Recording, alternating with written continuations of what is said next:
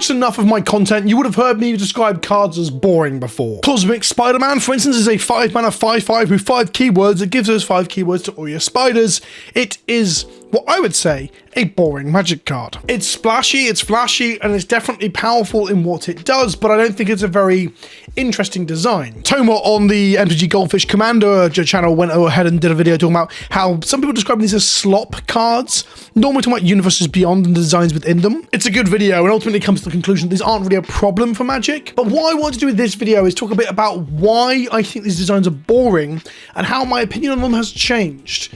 That whilst they're boring, they may well even be necessary in some circumstances. Not all. I still think 5-color commanders kind of suck, but we'll talk more about it in this video. And if you are looking to pick up single or sealed product in North America, go to coolstuffinc.com. Use code Kenobi at checkout to get 5% off your order, and it helps to support the show. What I wanted to do in this video is drill down as to why I think this card is boring, and expand beyond just commander and talk about the idea of the ideas of prescriptive gameplay and emergent gameplay. The reason I don't like Cosmic Spider-Man is because it's a massive glowing signpost that tells you how to play it, or how to play even a collection of cards. Hell, in the case of Cosmic Spider-Man itself, it's a particular set. You just get together all your spiders, and all your spiders are powerful when you play Cosmic Spider-Man. Add to that the ongoing issue, I say issue, yeah, no, it's an issue, with legendaries and how they absolutely shoehorn you in a direction when it comes to commander within Magic, and Cosmic Spider-Man is that shoehorn, that is that funnel, it is that prescriptive game design element, where instead of allowing you to find the magic between the spaces,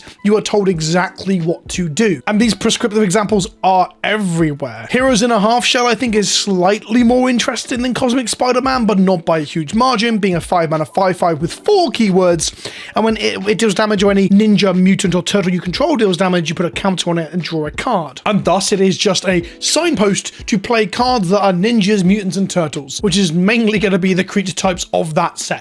That is from the Commander product, but it's, you know, attached to the Turtle set to give the players coming into the game a place to play all their Teenage Mutant Ninja Turtles cards. And to be clear, that's what I'm talking about with prescriptive versus emergent gameplay and game design. On the left, you have a prescriptive card that tells you what you need to be doing to get the value out of it. There's not really a puzzle to be solved, especially in the context of these kind of Universes Beyond cards or the set mechanic cards that I'll come to in a moment that are 5-color. It's just take all the cards from that set, all the cards from the mechanic, slam them in a deck, and Bob's your uncle, you've got yourself a prescriptive gameplay experience. Emergent is what the majority of Magic should be, where stuff comes out and there's archetypes and new mechanics that are supported via said archetypes, but ultimately it's about you trying to find your way and experimenting within Magic. And I think when the signposts are too strong, that part of Magic is diminished as you just play the packages that are given to you. Modern Horizons as a set is a lot like this for normal 60-card Magic, where entire packages were given to us and they were just better than everything else,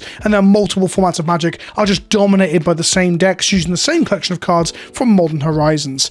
Modern Horizons was a fucking mistake in many ways, especially in how it prescribed how we were meant to play certain archetypes. And I used to think this was like baby mode. I used to think that this was just like Magic the Gathering holding your hand and teaching you how to play. And as someone who's been playing a long time and has a bit of a snobby view about some parts of Magic, I never really liked that. Also, my style of play, my preferred play, is to play within a playground or with a toolbox and figure things out as I go. I want Magic to be a puzzle, not only at the deck building part of the game, but also the gameplay. I want to always be solving a puzzle within the confines of the mechanics that Magic gives us. If anything, I want to see the emergent gameplay situations that Magic can give you. So if Cosmic Spider-Man and Turtles in a Half Shell and Avatar Aang, which I'll come back to in a moment, if all of these like 5-color legends are the most prescriptive versions of commanders, what is a emergent gameplay enabling commander? Well, if I'm completely honest, a lot of modern commander design, and I know it's ironic that I'm showing a commander that is like, what, 10 years old at this point, but a lot of modern commander design is very prescriptive. It does prescribe you down a certain path. Edgar Markov, for example, is play vampires. Lathril is play elves, or at least play things that pay off for making a lot of elves. Balin is slightly less prescriptive in the fact that it just cares about tokens generically. And I think that's where things start to get a bit better in terms of not shoehorning you down a certain route. An overarching card type like artifact, enchantment, or token, technically token's not a card type, but let's not get into that right now, that's a little bit more open for you to explore in and play within that playground, that sandbox. A lot of 5-color commanders like Marina Vendrell, for example, are much more narrow in what they ask you to play within. So for example, with Marina Vendrell, she enters, you reveal top 7 cards of your library, put all enchantment cards from among them into your hand and the rest at the bottom of your library in a random order, and she taps to lock or unlock a door of target room you control. So not only is she like very much a signpost to build a room deck, but her passive trigger upon entering the battlefield gives you far much more value beyond that. You can play her as 5 mana enchantress enchantment deck, but obviously you probably want some rooms in there, if not a large portion of rooms. But the top part, the first part of the card gives you so much more value beyond the room thing. She's just generically good stuff in 5 colors, but still pushes you down a route. I guess it gives you a focus. But one of the things about prescriptive 5-color commanders like Marina is that whilst it gives you a focus, it also doesn't really ask you to be that creative, because you can just play all the best rooms, or in her case, all the best enchantments if you really wanted to, in 5 colors.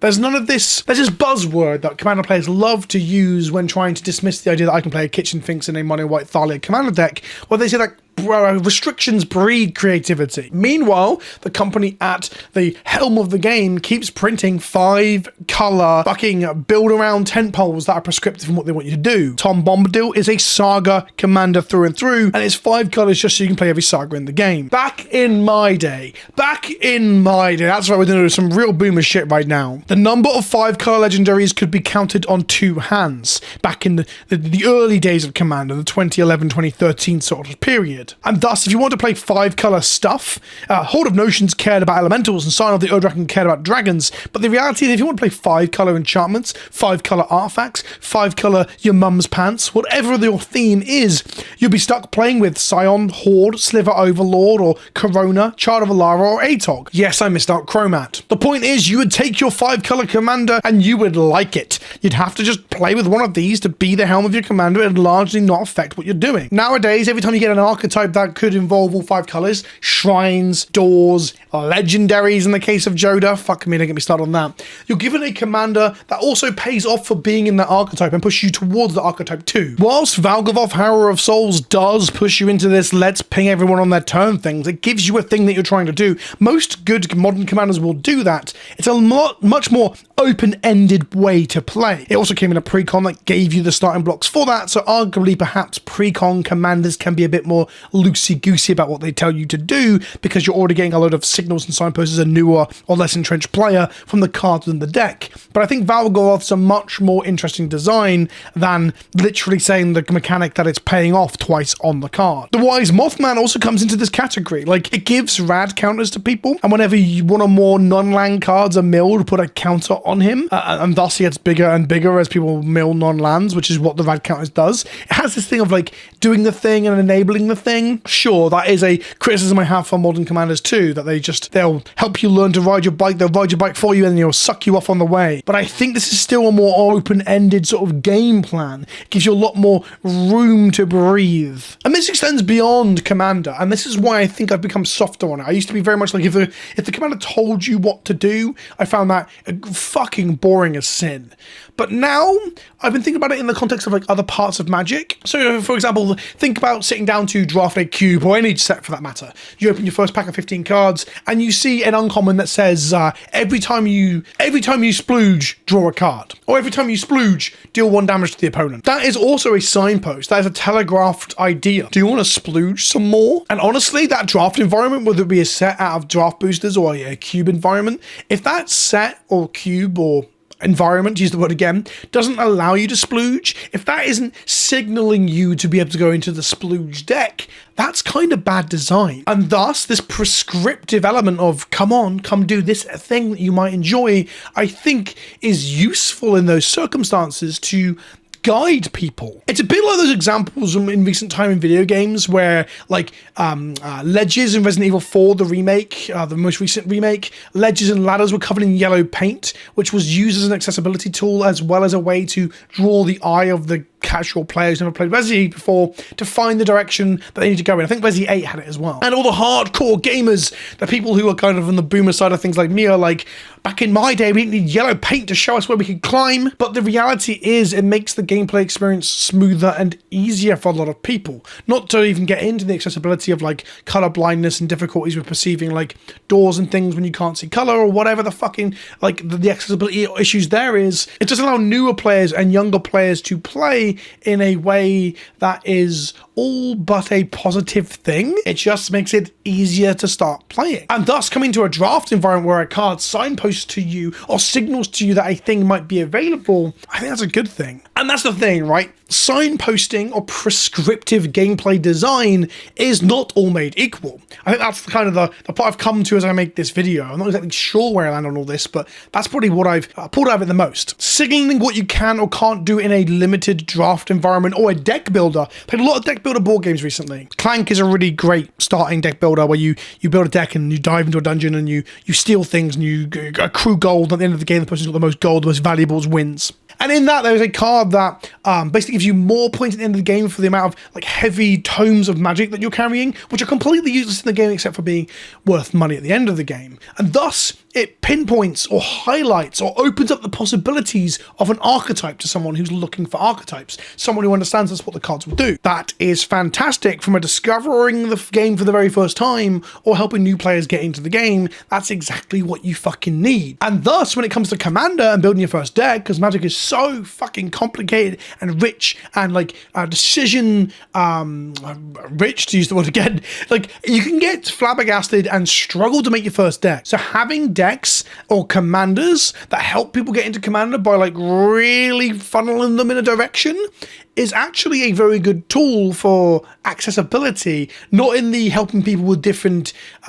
physical abilities or disabilities. What I mean is accessibility for newer players and people with less knowledge. And thus I find myself being less harsh. I don't know if it's just being a father has made me a soft old bastard now, but I just feel less inclined to call people fucking babies because they're having their hand held by a prescriptive piece of design. But I mentioned Avatar Aang earlier, and I'm going to come back to that now. I think some prescriptive designs, some very finite toolboxes, and toolbox is not the word, finite sandboxes aren't equal to others. So in the case of Avatar Aang, I think what it does is uniquely more interesting than the other stuff. So it has flying, has firebending too, it's 4 colors on the front. Whenever you waterbend, earthbend, firebend or airbend, draw a card, and it flips over if you don't have 4. On the back is a 6/6 that flies, reduces the cost of your spells by 5 mana, 1 of each pip. At the beginning of each upkeep, you may transfer Aang, Master of Elements. If you do, you gain 4 life, draw 4 cards, put 4+++ counters on him, and deal 4 damage to each opponent. This card is fucking wild, does a million things. I don't hate it as a design. I actually quite like it within the confines of like normal Magic. By that I mean non-commander. The fact that we have got the titular character who can do all of the bending, as all of the colors, that makes sense. And with a big payoff outside of like Moon Mist and similar to flip him, I think that's very cool. It's a cool, explosive, fancy design. The issues I have with it are first, that there's a black pip on the back simply to make it a 5-color commander or avatar. Maybe I'm wrong, but I don't believe the 4 earthbending mastered elements would then suddenly bring about death magic. That doesn't really make a lot of sense to me. It's kind of arbitrarily slapped on there to be the 5-color Slop commander. And beyond that, it's generically just very good, right? It just draws you a card every time it attacks because it has firebending, and thus it is at the very least a very quite high floor, should I say. A 4 mana 4/4 that draws you a card every time it attacks. And when you do other stuff in the set, it draws you more cards. Fine. All of that is kind of like whatever. The problem I have with Avatar Aang is that it's parasitic in how much of a funnel it puts you into. Avatar Aang is asking you to play with cards specifically from the Avatar set, because earthbending, waterbending, firebending, and airbending don't show up on cards outside of the Avatar set, and probably never will, simply by virtue of them being trademarked shit that Wizards are probably going to struggle to reprint down the line. And thus, you play Avatar Aang with just a load of cards from the Avatar set. Do you see where I'm going with this? Like, it is parasitic in the sense that it doesn't engage with the wider toolbox of Magic. It doesn't even attempt to be outside the sandbox that is Avatar: The Last Airbender, brought to you by Magic the Gathering via Common Paramount. at least with Cosmic Spider-Man, even if it's so much more of a boring card, interact with all of the other spiders outside of its own set, and thus it is there as a signpost to just slam all your spider people into a thing as a very, I guess, like, whilst yes, it does suggest that you put all the Spider-Men from Spider-Man because they're all spiders into your Cosmic Spider-Man deck. If we give it an uncharitable reading, it's just there to arbitrarily be the 5-color card that you can play as your Spider-Man commander. It still allows you to play with these spiders from outside of Magic. It still weaves itself into the wider tapestry. And that's where I think prescriptive signpost stuff is important, that it doesn't do this thing where it makes itself parasitic and entrenched. When I say parasitic design, I'm referring to a term used by Wizards of the Coast to describe cards from certain sets, normally Kamigawa, where the mechanics themselves don't really do anything unless you have access to cards from the surrounding set or cards with those mechanics on them, and thus in a vacuum they do nothing, and then you use other cards from the set for them to actually live and breathe and work, and then in the wider tapestry of Magic they tend to also do nothing. One of the common ones for this was the Arcane and Splice onto Arcane, Soul Shift to a slightly lesser extent. It's just self-contained stuff that doesn't really work with the rest of Magic in a very good way. That's why Avatar Aang has Firebending strapped to the front of him. Maybe it makes sense from a thematic perspective. I haven't really watched Avatar, but I'm assuming it's just there to allow it to draw a card even if you haven't got any other Avatar cards to hand. They can't have its flaw be, I do fuck all if you haven't got any Avatar cards. It's a term used by the Wizards of the Coast design teams to describe things like original Kamigawa block, where things like Soul Shift and similar very largely didn't actually affect or work with anything outside of original Kamigawa. It was considered parasitic, too self-contained. And thus, when it came to playing in Standard, as an example, the cards were just not strong enough or effective enough to do anything in... They also end up being in Standard with some of the most powerful stuff I'd ever seen go through Standard at the time, with Affinity and similar things from Mirrodin. Either way, though, the mechanics were parasitic, self-contained, self-consuming. Avatar Aang is the same. It really doesn't suggest that you play other cards, other flicker spells or fiery pump spells. I'm trying to think of parallels there with the bending mechanics. But Cosmic Spider-Man does! And I think that's a good thing for one of these big signpost cards. Personally, to go back to the whole restriction breeds creativity thing, I think that if you want to build a Spider-Man deck, or you want to build an Avatar deck, you shouldn't... Avatar's a bit different because I guess Avatar Aang is the main character, and there's a big argument for him being at least 4 colours. But I think when you go to build a deck within your favourite New Universes Beyond property, there should be a point where you have to make a choice where you pick your colours. Back in the day, that's right, one more boomer bit before we finish, you wouldn't just pick and play 5 colours because your deck would be fucking awful. Commander changes that by giving you a centralised commander in the command zone that unifies your deck through some sort of theme.